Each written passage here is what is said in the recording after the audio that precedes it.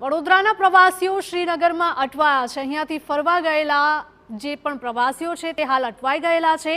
Waghodia road પર રહેતા પરિવારના 19 સભ્યો શ્રીનગરમાં અટવાયા છે। રામકથા સાંભળવા માટે કાશ્મીરમાં ગયા હતા। વાહન વ્યવહાર બંધ હોવાથી સરકાર પાસે મદદ માંગી છે। કાશ્મીરથી ગુજરાત આવવા માટે વ્યવસ્થા કરવા માટે રજૂઆત કરવામાં આવી છે। સરકાર દ્વારા મદદ કરવામાં આવે તેવી લોકોની માંગ છે।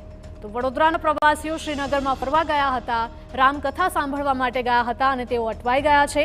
વાઘોડિયા રોડ પર રહેતા પરિવારના 19 સભ્યો શ્રીનગરમાં અટવાયા છે। રામકથા સાંભળવા માટે તેઓ કાશ્મીર ગયા હતા।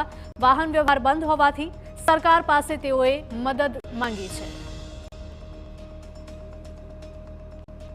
અમે હવે વિનંતી કરીએ છીએ કે અમને બને ત્યાં સુધી જલ્દીથી જલ્દી અમને ગુજરાતમાં લઈ આવે એટલે અમારી ચિંતા ઓછી થાય અને કેટલાય દિવસથી અમે અહીંયા છીએ એટલે હવે અમારે ત્યાં બરોડા ગુજરાત પાછું આવવું છે। મારી સાથે બીજા 17 મેમ્બર્સ છે, એ લોકો પણ કહી રહ્યા છે કે અમને જલ્દીથી જલ્દી અહીંયાથી નીકાળો, કારણ કે દરેકના સગાવાલાના સંબંધીના ફોન આવી રહ્યા છે અને દરેક લોકો ચિંતા પણ કરી રહ્યા છે।